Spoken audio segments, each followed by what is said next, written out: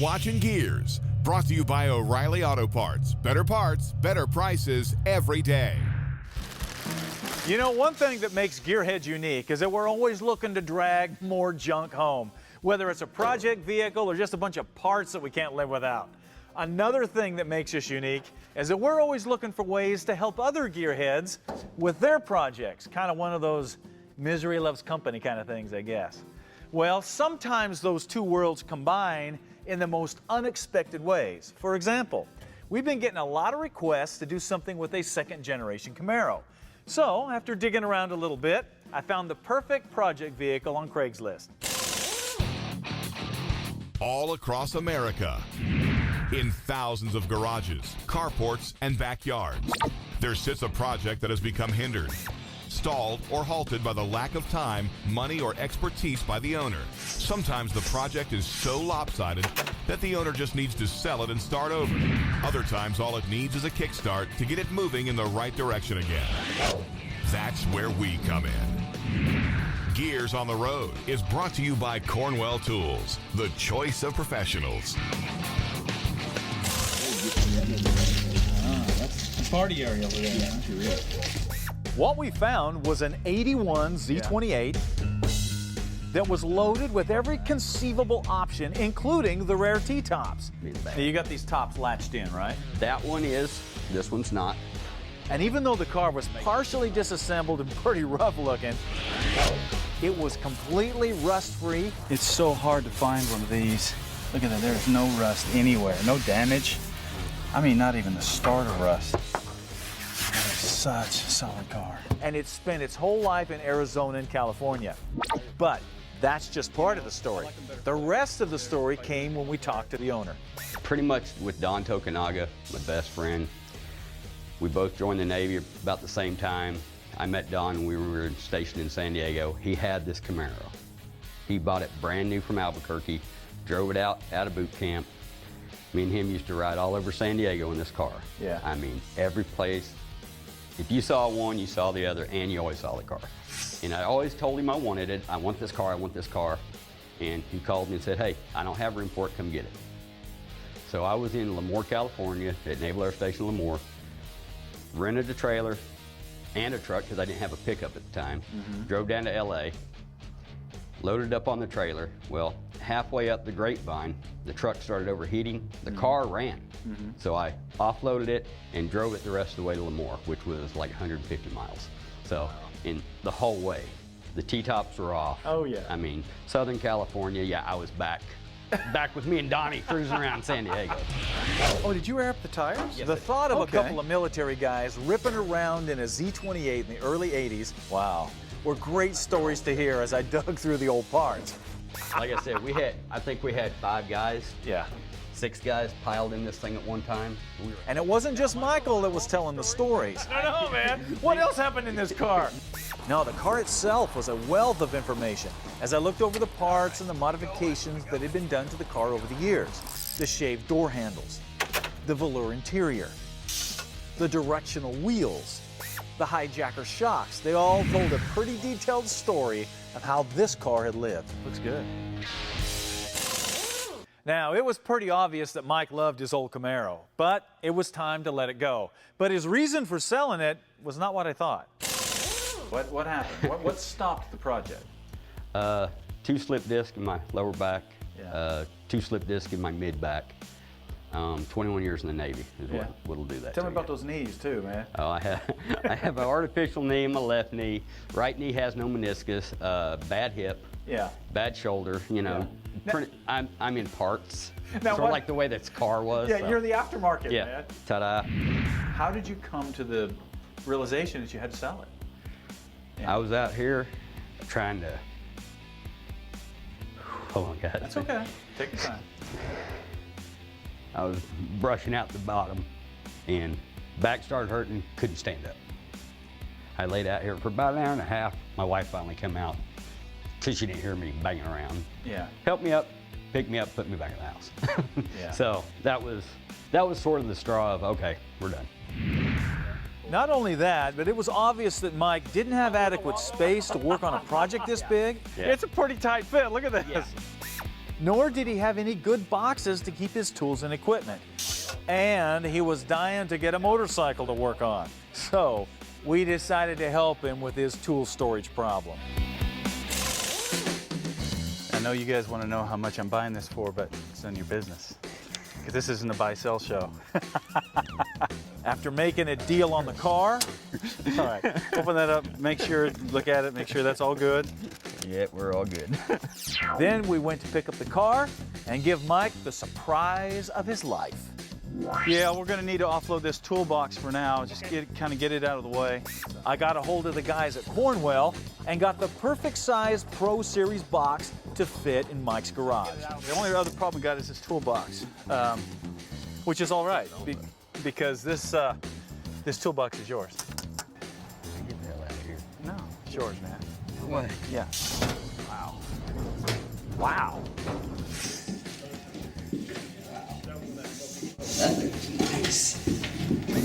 I'm waiting for the catch. Okay. Yeah, sure it is. You know. Yeah. Bye. No. Amazing. Thank you. Thank you so much. Now, I know you're dying to see what we're going to do with this car, and you're going to find out, because a car with this kind of history needs to be redone so it can rip down the road again. And that is exactly what we're going to do with it.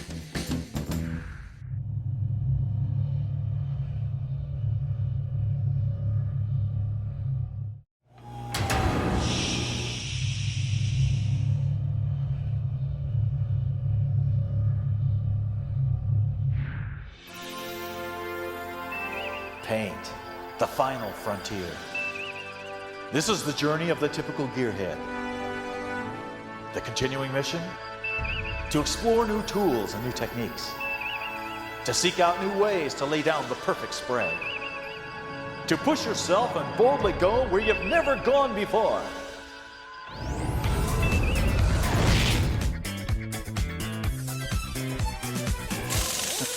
That's right, paint.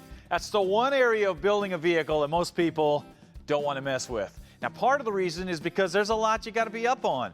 Primers and sealers and clear coats and base coats and flash times and that kind of stuff. And there's also all the tools and equipment that you need to do it right. And then, of course, there's a lot of people that just don't want to mess with it because they're afraid they're going to screw it up. Well, fortunately, that's what this show is all about, to show you what's involved in these processes so you can paint your own vehicle if you want to. Now, obviously, the tools and materials are important, but so is where you paint your vehicle. So today we're going to look at paint booths, what to look for in one, and why you need one. Unicure has been building some of the most user-friendly and advanced paint booths for a long time. And the reason for their success? They understand what a painter needs. Basically, three things on a spray booth always is good lights, good airflow, and a dependable air makeup system that's easy to work on, easy to get parts for. We look at the customer's needs, how many cars a day they're wanting to get out. What are they trying to accomplish? Because you can definitely oversell. You can give a guy so much stuff that he's overwhelmed because there's a lot of product, there's a lot of different features and benefits. So what are they really going to use day in and day out? We want to make sure to get to know our customer. Each painter's a bit individual. They're artists. They like things to work their way. We give them that availability with our control panels. Now, since all painters and shops and budgets are different, it's important to dial in the system that you're going to need. Because contrary to what some people may think, bigger is not better, and one size does not fit all. So some time and some thought and some planning needs to go in to setting up the booth the way that you're going to need it. When I started in the industry early, 24 foot was the length, 14 foot has almost always been the width, and 8 or 9 feet tall is the height. Because of the new stretch cab dualies and all the larger animals that are out there now, 26 feet in length is perfect, and 14 in width is just right, and 9 foot inside is about the standard in the industry. And we can make them longer, taller, wider. We've built from everybody from Boeing aircraft to Gibson guitar. Easy access to the booth is important so you can roll vehicles in and out with no problem. Ceiling height is also an issue, especially if you're planning on doing some big vehicles, because you gotta have access to the roof. One of the things we've discussed and got on the drawing boards is something now for these Sprinter vans that are hitting the market. We have a lot of demand for people that are needing a booth that's taller in size to be able to get these vans in and work on them. Having plenty of recessed lighting is also extremely important.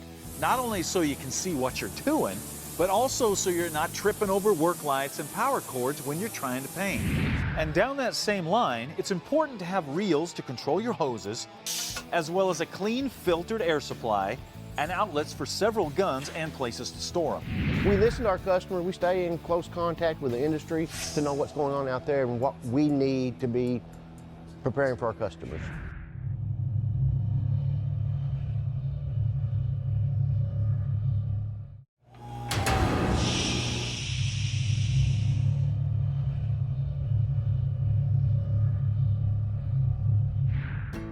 Now, so far, this is pretty straightforward. This is what most people think a paint booth is capable of.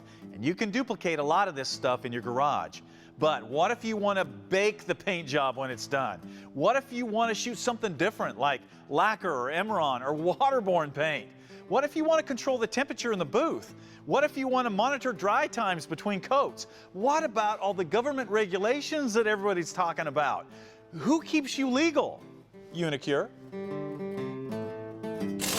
Okay, so guys, we got this floor plan here, and they're going to do that third prep, the one that's on the far left. You definitely follow trends in the industry, follow the automotive manufacturers, how are they doing things today. Paint companies, work closely with them because at the end of the day, we're going to provide the tool, but they're going to provide the product that actually gets laid down.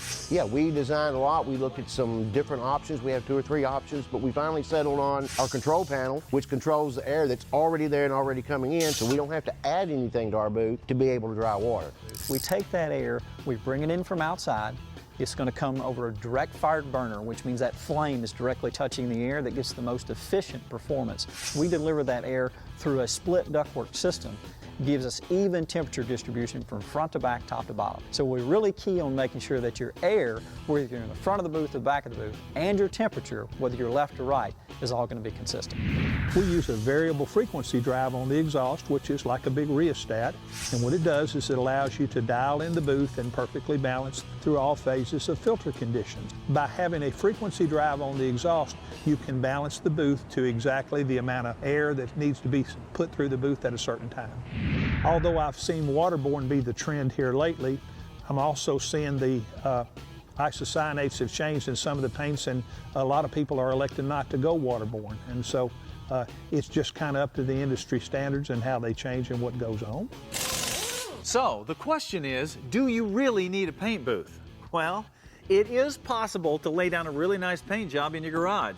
Heck, I painted a national show winner in a driveway years ago. But if you're going to paint more than one car in your lifetime, and you want your lifetime to last for a long time, you probably need to look into a paint booth. And not just any paint booth, but one that's going to stay on the cutting edge no matter where it goes. Our mission statement is to improve our customers' quality, productivity, and profits year after year. We want this to be a lifelong opportunity, a lifelong journey. I want my customers 10 years from now, if they have a problem, to be able to go to a Grainger and select some parts and get what they need. I also think teaching your customer how the booth works and how it operates and how it functions is so important. They need to have an understanding of exactly why we do what we do. Build them strong and simple and take care of the customer.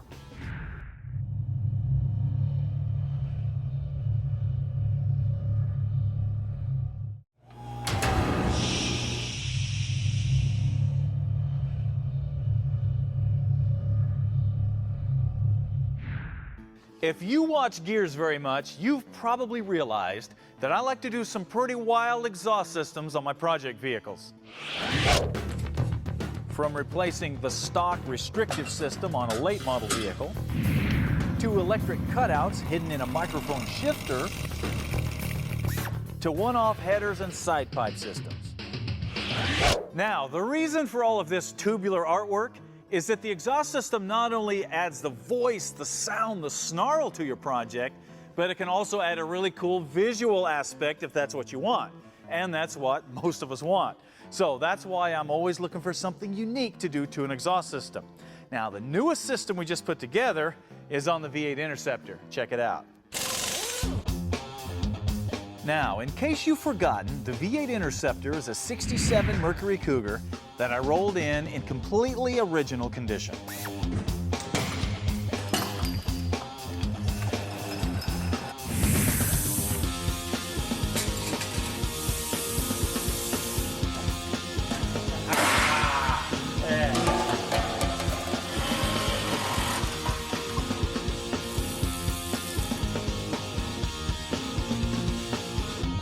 And then we modified it with a TCI front and rear suspension to get it to handle.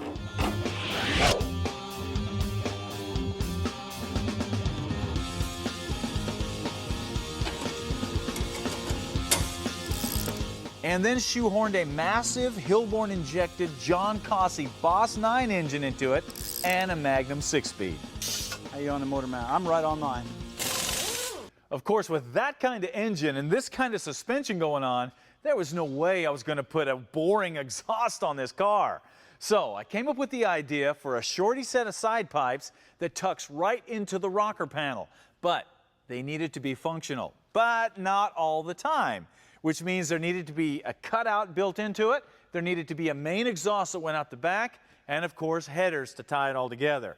So we loaded everything up and went to see the guys at Stainless Works in Ohio. And here's what we came up with.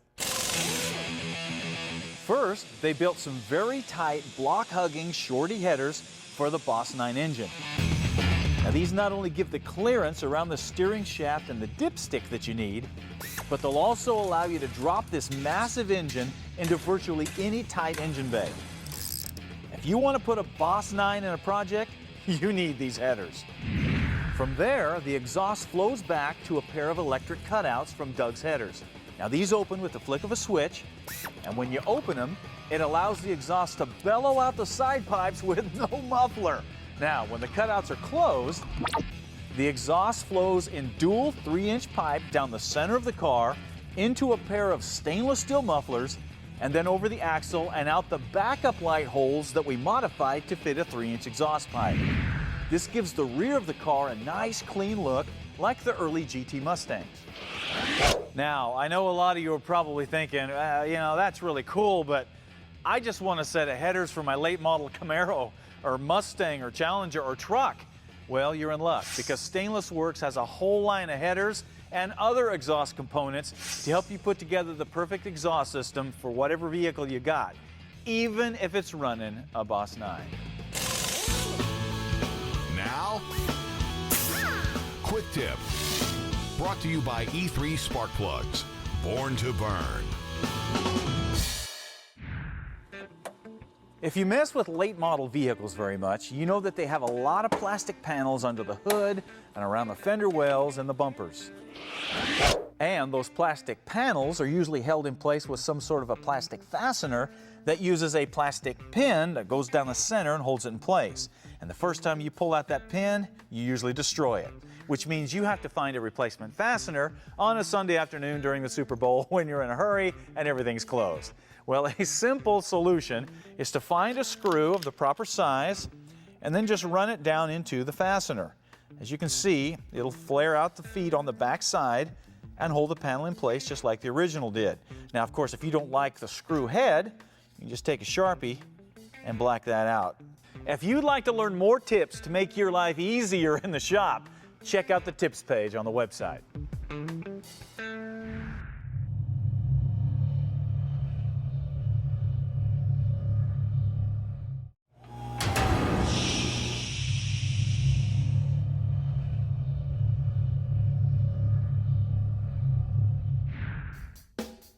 What are you working on? Brought to you by Woodward Fabrication, selling quality metalworking equipment since 1966. Today's What Are You Working On comes from Kenneth Droll from Watauga, Tennessee.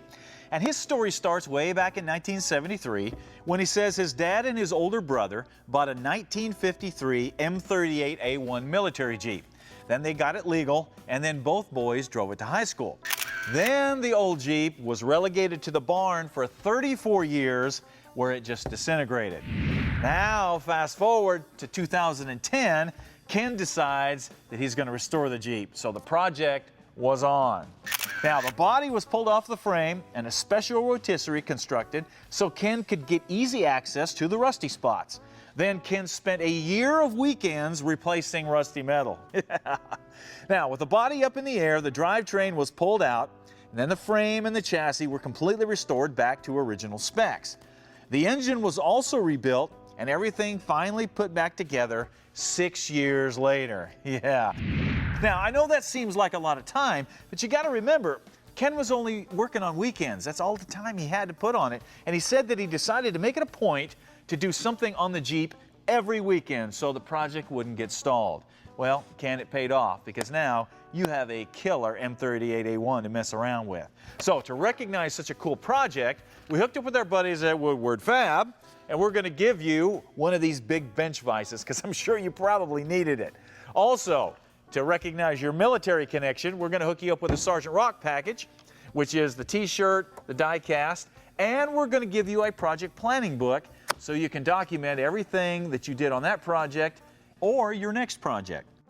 Also, we're going to give you an O'Reilly gift card to help offset the cost of keeping that old Jeep running. Now, for the rest of you guys, if you want to get in on this, get your project featured on the show, you got to go on the website, click on Gearz Nation, and go to What Are You Working On and submit your project.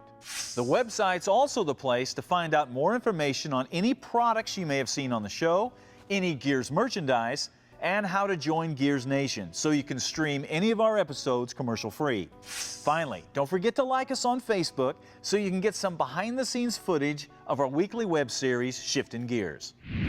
All right, that wraps it up for us today, which means it is now time for you to get out there and find your own Mustang or Camaro project and send us pictures. We'll see you next time.